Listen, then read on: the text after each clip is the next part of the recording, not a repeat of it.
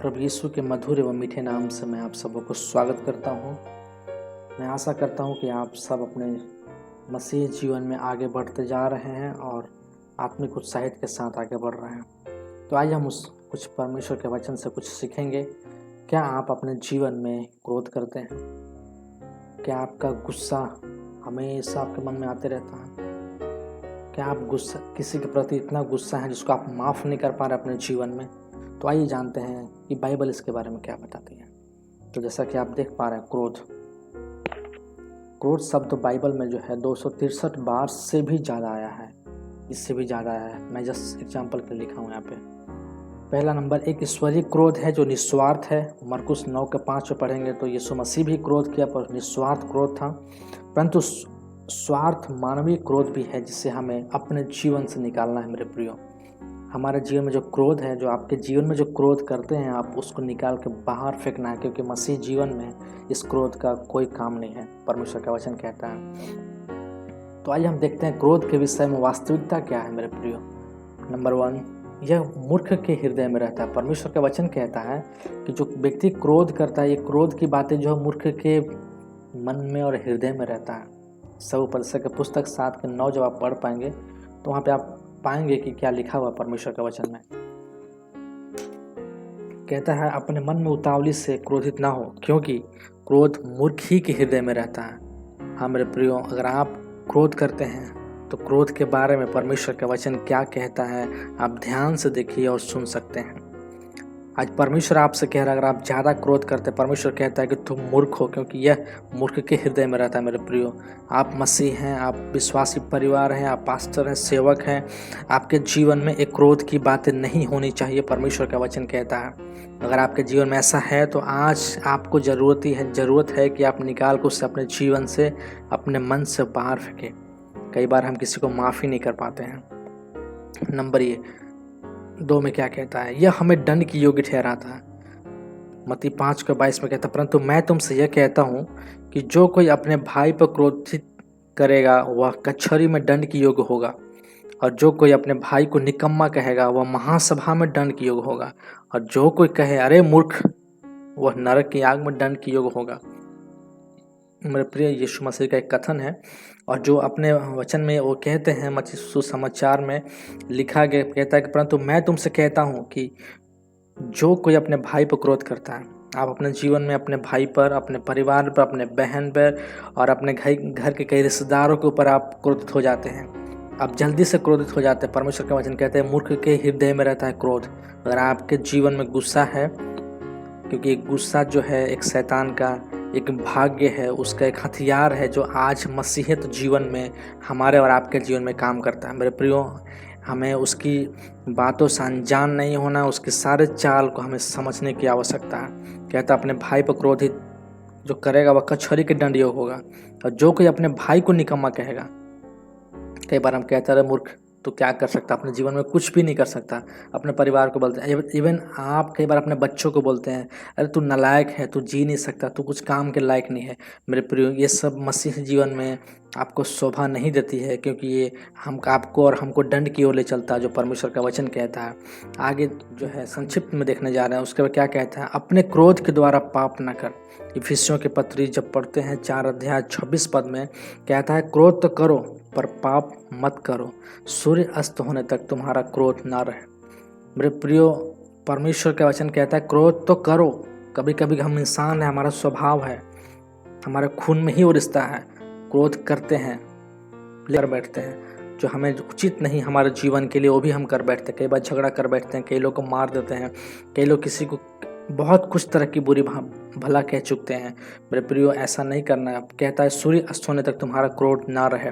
कई बार हमारा क्रोध जो है, आपके परिवार के साथ महीनों तक वो क्रोध चलता है, आप एक दूसरे का चेहरा देखना नहीं चाहते कभी भी, जबकि वो चीज़ हमेशा आपको दिखता है, क्योंकि परमेश्वर की दृष्टि में ये पाप है। आप कभी कभी क्रोध करते अपने बच्चों से, अपने परिवार से। आपको सूर्य अस्त होने से पहले आपका क्रोध शांत हो जाना चाहिए, आपको क्षमा मांगना चाहिए, आप एक दूसरे से प्रेम व्यवहार के साथ जीना चाहिए मेरे प्रियो, क्योंकि परमेश्वर का वचन ऐसा कहता है। क्योंकि ये क्रोध जो है हमारे जीवन में, हमारे पारिवारिक जीवन में, मसीह जीवन में एक अड़चन को लाता है, बाधाएं को लाता है, जो हमारे परिवार में फूट डालती है। और सबसे बड़ा है क्रोध। चौथा बात कहता है क्रोधित मनुष्य से दूर रहें। नीति वचन लिखने वाला जो सुलेमान राजा है वो कहता है 22:24 में, क्रोधित मनुष्य का मित्र ना होना और झट क्रोध करने वाले के संग ना चलना। मेरे प्रियो, ये इतना बुद्धिमान व्यक्ति है, वो कहता है, उन्होंने अपने जीवन के द्वारा समझ पाया कि क्रोधित मनुष्य के मित्र कभी ना होना चाहिए। है बुरी संगति अच्छी चरित्र को बिगाड़ देती है। हाँ मेरे प्रियो, अगर आप क्रोधित मनुष्य के संग रहते हैं, अगर क्रोध करने वाला मनुष्य आपका मित्र है, आप भी क्रोध करने लगेंगे। और झट से क्रोध करने वालों के संग न रहना। हाँ मेरे प्रियो, आपको ऐसे लोगों के साथ नहीं रहना, क्योंकि परमेश्वर का वचन सख्त मना करता है, क्योंकि आपको उससे कुछ भी लाभ होने वाला नहीं है आपके जीवन में। आगे क्या कहता है, भक्तिहीन जो फेथलेस है, क्रोध को बढ़ाते हैं। जो भक्तिहीन लोग हैं वो अपने मन में क्रोध को बढ़ाते हैं। अय्यूब के पुस्तक 36:13 में कहता है, परंतु वे जो मन ही मन भक्तिहीन होकर क्रोध बढ़ाते हैं और जब वह उनको बांधता है तब भी दुहाई नहीं देते। मेरे प्रियो, आपको बहुत समझने की आवश्यकता है। आगे क्या कहता है, हमें बिना क्रोध किए प्रार्थना करना चाहिए। पहला तीमुथियों की पत्री 2:8 में लिखता है, सो मैं चाहता हूँ कि हर जगह कहीं पर भी पुरुष बिना क्रोध और विवाह के पवित्र हाथों को उठाकर परमेश्वर प्रार्थना किया करें। मेरे प्रियो, मसीह में आप जो हैं बहुत आनंदित से बढ़ रहे हैं, खुशी से बढ़ रहे हैं, पवित्र आत्मा में भरे हुए हैं, लेकिन उसी वक्त आपको इसका भी ख्याल रखना है कि आपके जीवन में ये जो क्रोध की बातें हैं आपके जीवन में नहीं आना चाहिए। और आप जब बिना क्रोध के प्रार्थना करते हैं तब परमेश्वर आपकी प्रार्थनाओं को सुनता है। और हर एक व्यक्ति जब आराधना करे बिना क्रोध का करे। आगे क्या कहता है, बहुत बहुमूल्य बातें कहती है, जो लोग क्रोध करते हैं वे लोग परमेश्वर के राज में प्रवेश नहीं करते हैं। जो सबसे मुख्य बात है हमारे जीवन में, जो हम मसीह का इंतजार कर रहे हैं, जो हम स्वर्ग राज जानने की सोच रहे हैं, मेरे प्रियो, इस पर भी हमारा बहुत असर पड़ने वाला है। कहता है जो लोग क्रोध करते हैं वो लोग परमेश्वर के राज में प्रवेश ना करेंगे। गलतियों की पत्री 5:20 में पढ़ेंगे तो आप अच्छी तरह से आप पढ़ सकते हैं।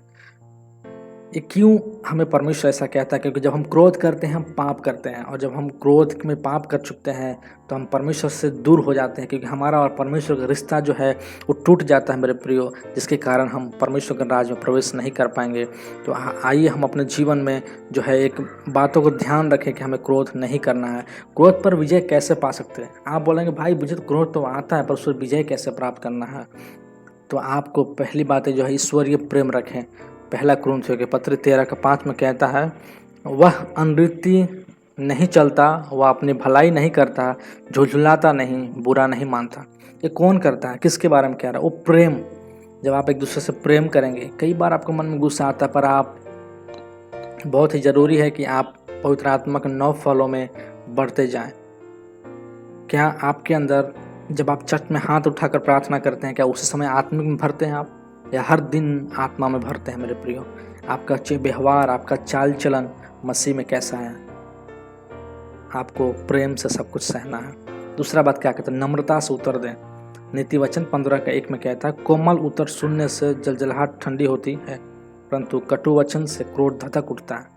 आपको नम्रता से उत्तर देना। अगर कोई गुस्सा से भी उत्तर देता है तो आप मसीह होने का फर्ज निभाएं, एक दिल से एक नम्रता के साथ उन्हें उत्तर दें। तो लिखता है कि कोमल उत्तर सुनने से आदमी क्या कहता है, जलजलाहट ठंडी होती है।